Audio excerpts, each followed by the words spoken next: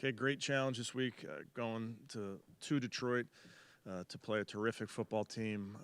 Obviously, everybody sees the talent they have on the football team, offense, defense, special teams. They're well coached. I have a ton of respect for what Dan and his staff do. I know a lot of his coaches. They're terrific. Unique challenges every single week in the NFL. No different with their attack. When I'm talking offense, defense, or special teams. Very physical group. Obviously, their offense is playing at an extremely high level. I think the quarterback's great. They have great playmakers around him, including an explosive running back that can hurt you in the run and the pass. Terrific offensive line. Hank Fraley's the coach of that offensive line, a good friend of mine who I've coached with, so I know how they're taught. I know how they're playing, and they really play through them. Defensively, Kelvin Shepard's doing a tremendous job with this group. Talent at all three levels. Obviously, 97 is terrific, can get off the ball, can rush, can play the run, never stops. Big physical linebackers, very good in the back end. I think Branch is as good as it gets in this game. 31 led the league in interceptions last year. So they can take the ball away. They can play a variety of different defenses, but they do a very, very good job. And then special teams, Dave Phipp does a very good job with that group as well. Sound, physical, good returners. Khalif Raymond, I believe, was a Pro Bowler last season. He can punt return, kick return, multiple guys that they can put back there. So a very, very good group, as we all see on tape and watching these guys. So great challenge for our football team. We'll need to have a great work week and then get on the bus Saturday to Detroit. With that, I'll take any questions. I was just going to say, just in watching some of that film from the game from the other night, they do so many sort of tricky things with motions and all the different things that they're doing, lots of trick plays. How much on point is your defense going to have to be for all that stuff? Yeah, it's interesting, Mary Kay. Every week it presents a different challenge. I mean, this is a challenge because of the scheme is really good and the players are really good. They're well coached. I think Coach Morton does a great job with that group. Like you mentioned, shift, motion, different playmakers that they can get the ball to, whether in the run game, between the tackles, outside the tackles, screens, play actions, and trick plays. So you have to be ready for it all. They obviously lost both coordinators from last year, but it sounds like philosophically, pretty much the same, just maybe some minor tweaks in how they're performing. I think every year these units are evolving. So while the DNA is certainly the same, there's definitely been different things that they've leaned into offensively, different things that they've leaned into defensively. But the core of what they do is very similar. Conklin's not on the pre-practice report. Will he be full go today? Do you know? We'll see. Really day to day. What Campbell does on fourth downs, how much does that kind of change maybe game planning and stuff, because it seems like he'll go for it on any situation? We talk about the other teams we're playing and what they do, what their philosophy is fourth down wise. So we're aware of that, and we really have to be prepared, obviously defensively, knowing that you may get a third down stop, but you're going to have to do it again on fourth down potentially.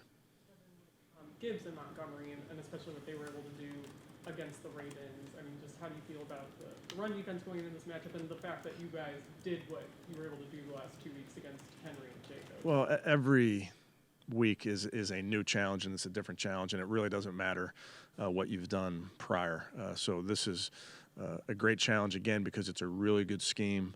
They've got good blockers up front and on the perimeter. Their wide receivers are always freeing up guys with extra blocks down the field, which is really impressive. But then you add those players, you add Gibbs and Montgomery to it. They're extremely talented. They can really run every run style, and they can meaning they can run tight zone and wide zone and then toss schemes, and then they can also use them on the perimeter in a variety of ways. After the game, Joe said that there are probably some downfield opportunities that he didn't take advantage of or didn't try to hit. So did you see those available, and then how important is it to mix in some of those? Well, obviously, offensively, you need to find ways to be explosive via run or pass, and when there are opportunities in the pass game, we're going to take our shots.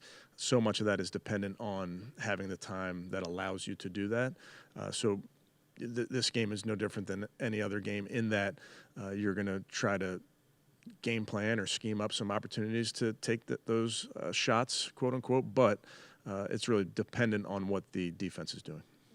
Situation be fluid throughout the week as you see who's going to be available and how they fare on each side? I think that's fair to say, yes, in this situation, and at many positions, you're always waiting to get more information throughout the week.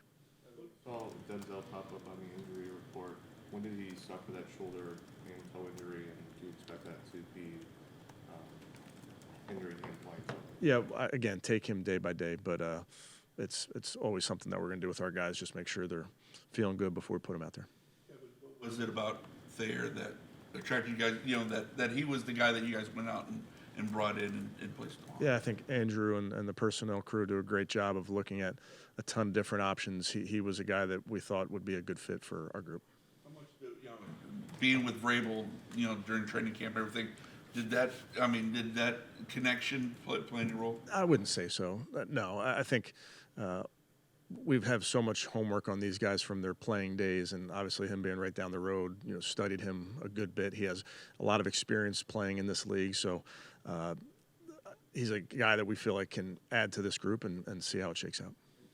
In terms of his play faking ability, where would you rank Jared Goff?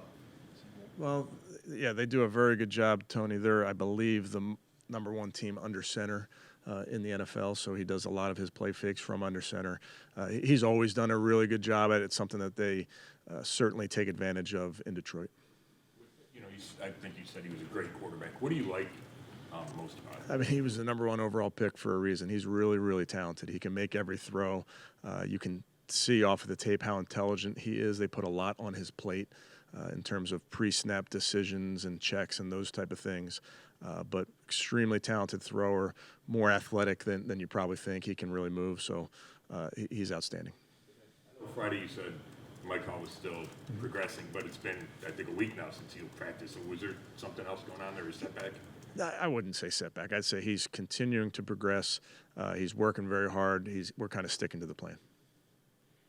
You're facing a coach like Dan Campbell, who's notorious for going for it on fourth down.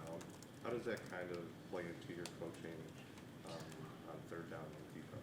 Well, like I said, we talk about these type of things going into the game because it is important to know, particularly for our defense, to know when it is four-down territory and when it may be four-down territory, and that may adjust their call on third down. It may adjust your call on third down. But as a team, you really have to play through all four downs and not just assume anything.